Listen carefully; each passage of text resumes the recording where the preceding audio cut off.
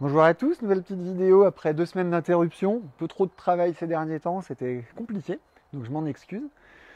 Je vais vous faire une vidéo que je considère presque comme hors saison, mais en fait non. Le truc, les histoires de gelée dont je vous ai rabattu les oreilles tout le mois d'avril, bon bah ça s'est bien passé comme j'avais dit, j'en avais parlé dans la dernière vidéo. Là on arrive bientôt sur mai, la météo prévoit pas de gelée. A priori on est plutôt bien, mais il reste quand même des possibilités. Il y a une nuit de lundi à mardi, pardon, où je crois qu'il lance 3 degrés, donc il faut quand même rester un tout petit peu vigilant. Ce qui ne va pas m'empêcher de vous présenter le printemps, parce que quand même il fait beau et tout, on y va.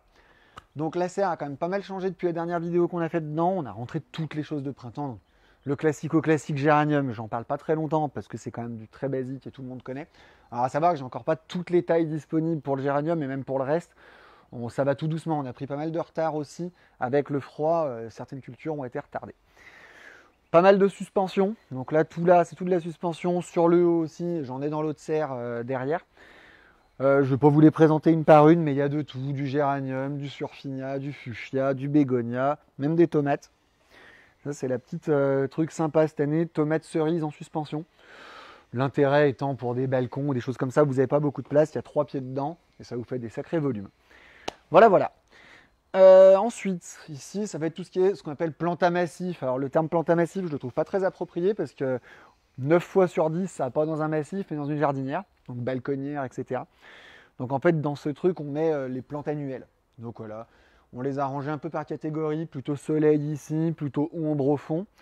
Je vais vous en présenter quelques-unes que j'aime beaucoup, notamment celle-ci. Ceux qui me connaissent savent que ça, j'en vends dès que je peux.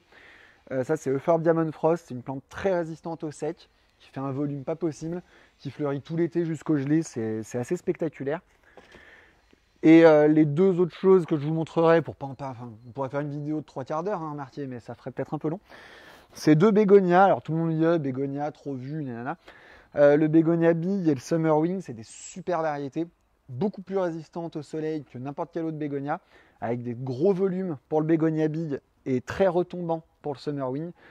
La plante la plus vendue en retombant, c'était le surfinia. Moi, je trouve que le surfinia, c'est très joli, il y a plein de coloris, des étoiles, des trucs, mais c'est très gourmand en eau. Celui-là, il y a un peu moins de coloris, on est sur du orange, du rouge, du blanc et du crème. Là où le surfinia, c'est vrai qu'il y a au moins 40 ou 50 coloris. Mais par contre, s'il reste 2 3 jours sans eau, il n'y a aucun problème, même en plein été. Donc je voulais en parler, c'est des variétés que j'aime vraiment bien. Si vous avez des questions, vous m'en parlez, j'en parlerai avec plaisir. Voilà, voilà. Ça, c'était la partie fleurie. Alors bon, je ne vous parle pas trop de tout ce qui est godet. Enfin, encore une fois, il y a vraiment 1000 trucs. Rien que sur cette table, il doit y avoir 30 références. Voilà. Je vais vous parler aussi de potager. Alors pareil, hein, le potager, il faut faire attention, froid, blablabla. Même si les précautions, je les ai déjà prises en début de vidéo. Bon, pour tout ce qui est salade, oignons, etc., vous pouvez continuer à y aller. Ça fait un mois que c'est bon, donc il n'y a pas de souci. Tout l'espace ici est dédié aux légumes. Donc tomates, poivrons, etc. On essaye d'avoir un maximum de variétés dispo. La demande est très très élevée. Donc il se peut qu'au moment où vous veniez, il y ait telle ou telle variété en rupture. J'ai quand même une quarantaine de variétés en stock permanent. Donc si ce n'est pas exactement la variété que vous voulez, il y a pratiquement toujours un équivalent. Voilà. Plusieurs prix. Le principal prix en godet, c'est 65 centimes pièce, 6 euros les 10. C'est les séries, on va dire, qu'on vend le plus. Cette année, j'ai fait quelques variétés en pot carré. C'est des pots plus gros, un pied plus fort, qu'on vend 1,20 €. Et il y a des variétés qu'on ne fait pas en godet dans ces variétés-là, donc c'est tout ce que vous avez là-bas. Et puis on a fait une petite série greffée. Alors moi je ne suis pas très partisan du greffé, à part sur l'aubergine. Parce que là, c'est vrai que pour l'aubergine, il y a une vraie plus-value. Sur la tomate, il y a beaucoup de variétés très résistantes. Bon, après, voilà, je ne discute pas de l'intérêt de le faire ou pas, hein, chacun aura son avis.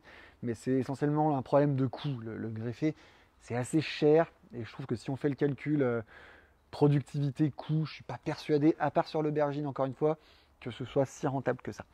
Mais bon, toujours est-il qu'on en fait parce que j'ai des clients qui aiment ça. Et c'est très bien. Voilà, voilà. Bon, après, beaucoup d'œillets d'Inde, forcément. Je vous ai pas parlé d'aromatiques dans la mesure où les aromatiques sont à l'entrée, donc j'aurais pas pu vous les montrer là sur cette vidéo. On fera peut-être une vidéo à part entière la semaine prochaine ou à un autre moment. Voilà, voilà.